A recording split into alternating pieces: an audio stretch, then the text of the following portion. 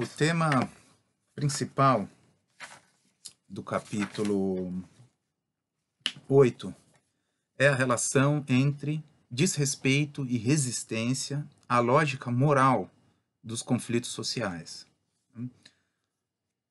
Eu já disse que o Honneth, o interesse dele em elaborar uma teoria do reconhecimento, diz respeito ao interesse dele em compreender, para a teoria crítica, o papel dos novos movimentos sociais. E então fazer uma reflexão crítico-normativa sobre essa gramática desses movimentos. A vinculação da teoria dele com a experiência de desrespeito, ela depende da relação com a luta dos movimentos sociais e a tentativa dele de explicitar os pressupostos normativos dessa luta. Né? O que o Honneth está dizendo é que nem todo conflito social, como é, digamos, mais comum nas teorias dos movimentos sociais, nem todo movimento social precisa ser explicado sempre do ponto de vista do interesse. Né? Então, há uma necessidade específica para a teoria crítica em vincular da maneira mais adequada possível essa categoria do reconhecimento, enraizar a categoria do reconhecimento na prática dos próprios sujeitos, dos próprios destinatários dessa categoria, então aqueles que vivenciam esse desrespeito. A vivência do desrespeito, ela precisa estar envolvida com a categoria do reconhecimento, assim como a gramática propositiva da luta. O Honneth tem interesse de fazer com que o reconhecimento unifique esses dois lados. Né? Reconhecimento é uma categoria nativa, é uma categoria da experiência. Ela está articulada tanto com aquele sentimento de injustiça que é produzido no decorrer das experiências negativas de desrespeito, como também ela vai ter a força, o reconhecimento tem a força da motivação moral da luta. Então ela vai implicar, ela vai ser esticada pelo Honneth para que ela possa também estar vinculada com o aspecto, digamos, propositivo dos movimentos sociais. Ele não quer soltar nenhum desses lados. Né? Portanto, a motivação moral dos conflitos, das resistências, das lutas sociais, ela é parte, ela é consequência dessas experiências, da falta de reconhecimento, e ela também produz de maneira reflexiva uma gramática política que é essa que o Honneth reconhece e identifica nas pautas dos novos movimentos sociais. O pressuposto forte desse capítulo há uma discussão em torno disso, mas o pressuposto forte é exatamente esse fio que junta experiência de desrespeito com o desencadeamento de uma luta que não é uma luta qualquer, é uma luta que pode ser normativamente considerada. Né? Não é o desencadeamento de qualquer luta. Por exemplo, o Honneth não está simplesmente afirmando o seguinte, né? Pessoas que lutam, que se revoltam, que estão indignadas, por exemplo, com a pobreza, com a miséria, né? Ele certamente está evitando algum tipo de explicação que seja determinista no seguinte sentido, né? As pessoas que lutam para superar a fome e a miséria, elas lutam por causa dessa situação, essa condição de necessidade, portanto, eles têm uma espécie de determinismo, né? Quem luta porque tem fome ou tem uma escassez, luta para superar essa necessidade, essa escassez. É quase um determinismo, poderia ser até um determinismo biológico, natural. Eu preciso lutar porque não tenho comida, né? Quer dizer, o Honneth não está falando disso, ele está dizendo o seguinte: diferentes pautas e diferentes lutas, entre elas a luta proletária, né, com a sua diversidade ampla de pautas, ou outros interesses de movimentos sociais, né, quando ocupam um espaço, uma praça, uma rua, uma escola, né, quando bloqueiam uma estrada, quando, enfim, tem as formas de manifestação para o Honneth são muito variadas. Né? O que importa para o Honneth é entender o pressuposto moral o que motiva essas pessoas a fazer isso, né? Então a luta ela não está sendo determinada imediatamente ou por algum componente natural ou por algum interesse político pragmático específico. O Honneth diz o seguinte, né? O desencadeamento da luta pode ser reconstruído pela teoria crítica, pela teoria política, pode ser reconstruído considerando seus pressupostos normativos. As lutas são moralmente motivadas, né? Então é muito importante esse aspecto, né? Um outro aspecto que é importante considerar aqui, quando o Honneth está falando do modo de se comportar desses movimentos, da atuação dos movimentos, tem a ver com o fato também que a luta, os conflitos por reconhecimento, não importa para o Honneth entender, por exemplo, se eles se manifestaram ou não de maneira mais ou menos violenta, né? O Honneth diz que, inclusive, a manifestação violenta de alguns desses movimentos pode ser moralmente motivada, né? Então, a motivação moral é que está sendo considerada aqui, não a fenomenologia do modo de manifestação, né? As causas específicas, por exemplo, causas materiais ou interesses ou propósitos específicos políticos, enfim, jurídicos, isso não é o que o Honneth está tentando entender nesse capítulo. Em resumo, dessa consideração que o Honneth faz no capítulo, ele vai pegar desde autores como Maquiavel e Hobbes, para mostrar que há uma distinção entre o Hegel e esses autores, né? A luta por reconhecimento, no caso do Hegel, não é constituída pelo princípio de autoconservação, né? O princípio do reconhecimento não é o princípio de autoconservação, assim como teorias contemporâneas dos movimentos sociais são muito vinculadas a critérios utilitaristas dessas lutas, né? Eu luto para obter algo, eu não tenho algo, eu luto para tentar obter, ou eu luto contra algum grupo para que esse grupo não obtenha, eu luto contra o Estado, contra o governo. Então, o Honneth está mostrando que a gente não pode,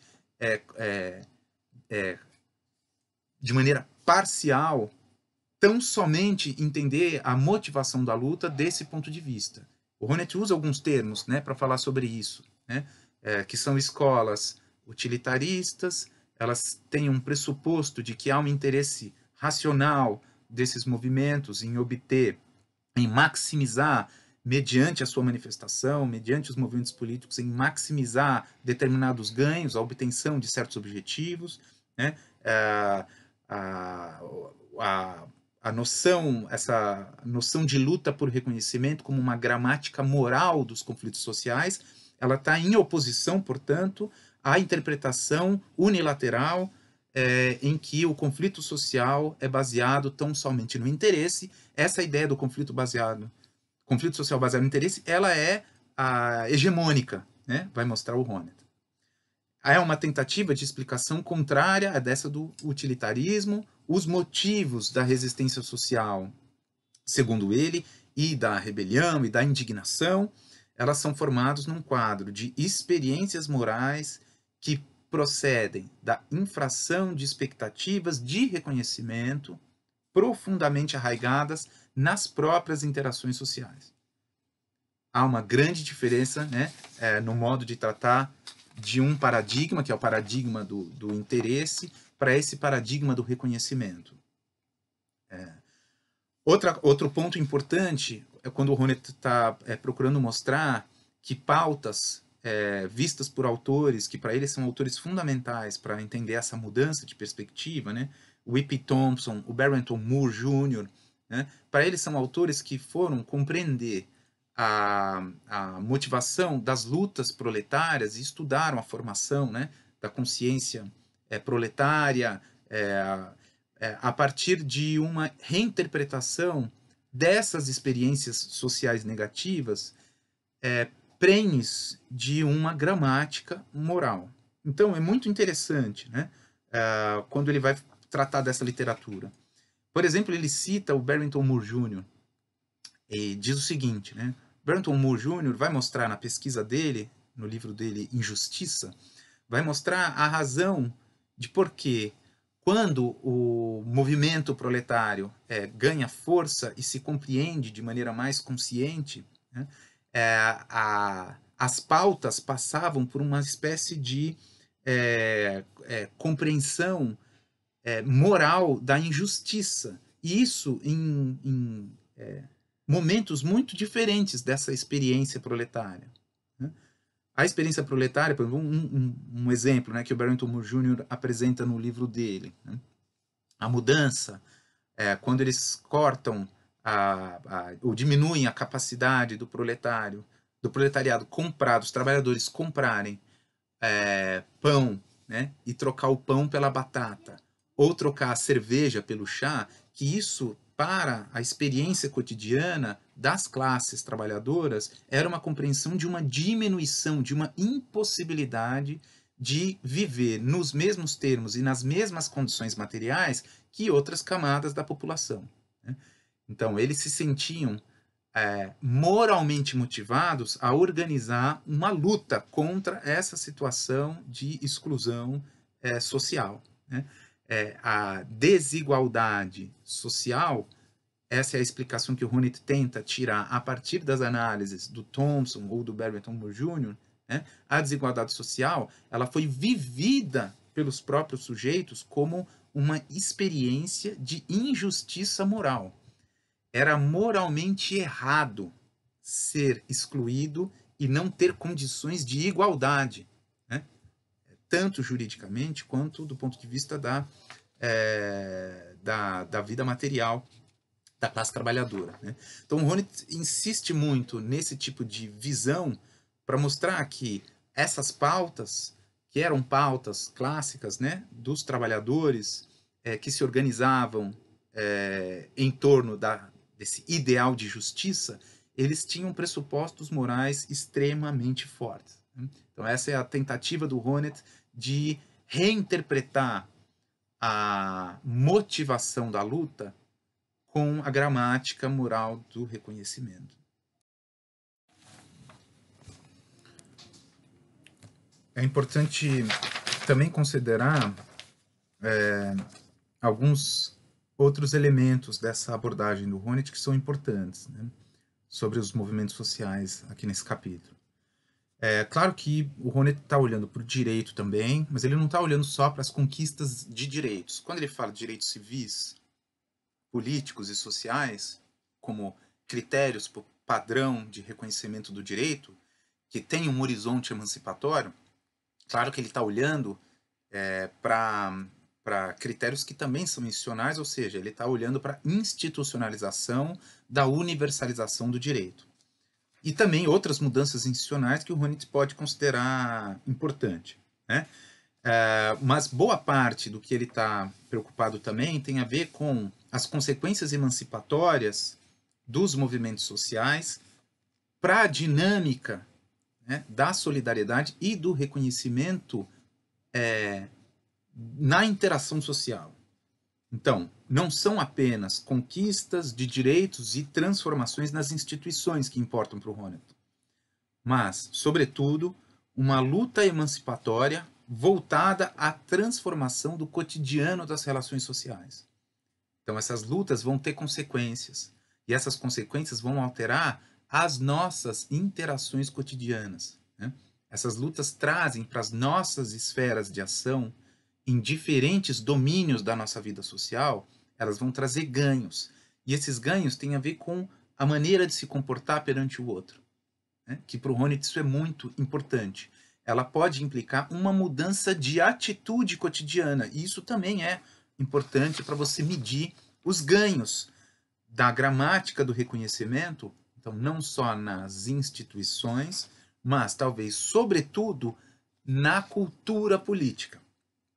É para lá que o Honneth está olhando. Ele está olhando para a cultura política e para os tipos de comportamento cotidiano que sustentam certos padrões de ação, e esses padrões de ação, quando cristalizados, formam uma cultura política democrática, né? E o Honneth está olhando para isso. Outra coisa importante também é ver como o reconhecimento, já que ele trabalha com diferentes padrões, o Honneth diz o seguinte: às vezes a emancipação ela acontece no direito e não acontece na solidariedade, né?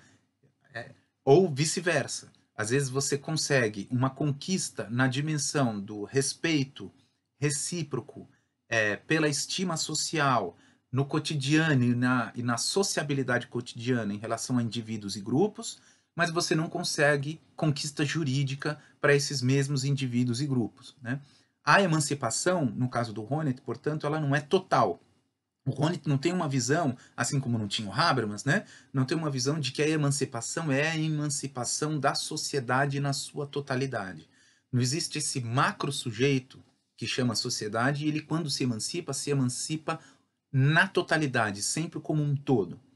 A emancipação ela acontece também de maneira parcial. Existem emancipações parciais.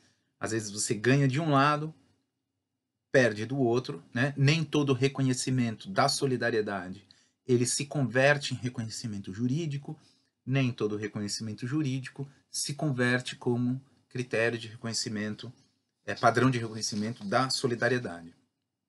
Mas o importante também é que, para fazer isso, o Honneth avalia as intersecções existentes, né, entre uma dimensão e outra. Existem intersecções entre o que acontece no direito, né? Essas intersecções são possíveis, o que acontece nas dimensões da interação nas diferentes esferas sociais e o que acontece também, inclusive, nas relações que são as esferas da intimidade, do amor e da amizade, né? No final do livro, o Honneth vai abordar essa intersecção. Ele diz que cada vez mais haverá uma tendência, um aumento de disputas da linguagem do reconhecimento que ela aconteça de maneira interseccional, né? Então, você vai ter conquistas de direitos que são para grupos, por exemplo, a ideia do casamento homossexual.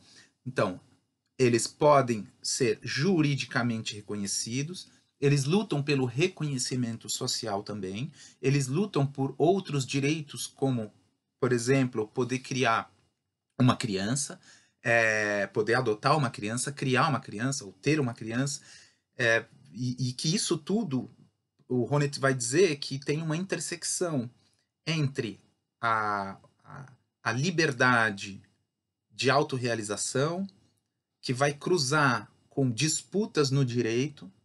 O direito vai levar essas disputas e essas disputas voltam para dimensões do reconhecimento que pode ser a dimensão do amor, né? Então, o que se discute no direito? Se discute a ampliação, uma interpretação mais democrática, por exemplo, da ideia de família, né? Você não determina o que é uma família, você amplia as possibilidades da liberdade e do reconhecimento para o que a sociedade considera família.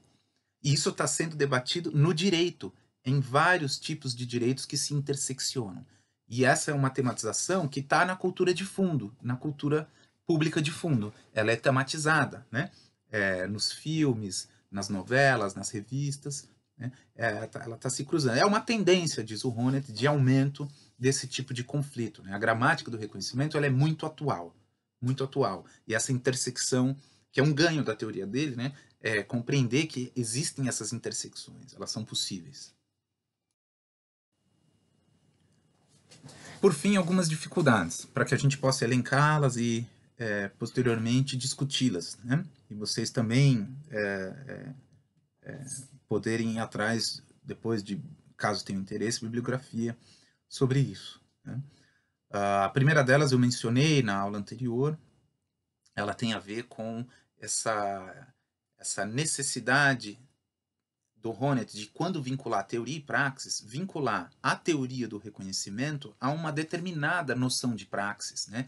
Ancorar, enraizar esse conceito de reconhecimento em algo bastante concreto, que é essa noção do Honneth das experiências de desrespeito, né? E a partir dessas experiências, esses sujeitos elaborarem essa gramática normativamente carregada dos padrões de reconhecimento. Ora, né, como eu disse para vocês, há uma crítica do excesso de subjetividade ou uma carga psicologizante que o Honneth precisa pressupor nessa noção dele de experiência para fazer com que toda a experiência possa ser uma experiência pensável e elaborada em termos morais, né? Então, nem todo critério crítico tem que passar por uma experiência que seja consciente e reflexiva do ponto de vista da injustiça vivida, né? E isso não é claro, né? Nem todo mundo que vive formas de degradação, de desrespeito, de rebaixamento, vivem isso de um ponto de vista explicitamente e conscientemente negativo, né? Além disso, nem todas têm a possibilidade de fazer com que experiências moralmente vividas se transformem em motivação suficiente para a luta política. Então, esse é o ponto, né? Nem todos que sofrem humilhação e rebaixamento social, pessoal, desencadeiam uma motivação com força tamanha que possa virar luta política, né? Muitas formas de desrespeito não são vividas pelos sujeitos como algo moralmente reprovável. Isso é um problema. Então, o que o Honneth não consegue explicar? Ele não conseguiria explicar, afinal, se as pessoas, se os sujeitos estão internalizando essa dominação pessoal e não conseguem nem senti-la, né? Então, as mulheres que sofrem desrespeito sistemático, elas sofrem isso de maneira estrutural, por que todas não se revoltam? Por que todos aqueles que sofrem de racismo sistemático não se revoltam, né? Eles não sentem no cotidiano, essas experiências como uma experiência de dominação e que é explicitamente vivida como uma forma de injustiça, né? Então, o Honneth não deixa claro se ele tem que pressupor isso, né? A resposta contrária não é trocar a experiência pelo primado da teoria, né? A teoria sabe o que é a verdade e a teoria que vai guiar as pessoas a agirem da maneira mais correta. Quer dizer, não é disso que se trata, né? Há uma relação entre teoria e praxis aqui, né? Há uma relação entre a teoria crítica e os movimentos sociais, mas essas questões são fundamentais. Um outro ponto que se coloca em discussão muitas vezes tem a ver com o fato de que o reconhecimento ele é a gramática dos conflitos sociais, mas muitas vezes a gente não sabe se o Rony está dizendo se ele é a gramática de todos os conflitos e todos os movimentos sociais, né? O padrão ou a gramática do reconhecimento, elas são interpretações sobre todas as formas de luta ou não. Existem outras formas e gramáticas de disputa e de luta que não são gramáticas do reconhecimento? Por que não existem outras, né? A gramática da justiça, a gramática da liberdade, a gramática da igualdade, ou mesmo a gramática da redistribuição, né? A gente vai ainda discutir nas aulas seguintes que a gramática da redistribuição ela é muito forte. E ela entra aí como um componente que faz com que o reconhecimento não possa abarcar toda a luta política e toda a gramática, né, de conflito possível. Então, essa pretensão do reconhecimento explicar toda e qualquer luta, isso é uma pretensão equivocada, né? Equivocada. Isso pode não dar conta da pluralidade das disputas e da dinâmica política, e o reconhecimento poderia ser uma gramática de luta e de disputa, entre outras, né? Daí vem um pouco a crítica em relação ao déficit político da, da teoria do reconhecimento, né? Se os padrões de reconhecimento eles antecipam e congelam qualquer outra possibilidade de gramática normativa que venha a existir, ou outras que existem, elas são moralmente injustificáveis, né? Então, muitas questões aí são postas para o Honneth para a gente questionar o conceito dele de reconhecimento, e ao longo do curso a gente vai, a partir de outros autores, levantar essas questões e tentar respondê-las também.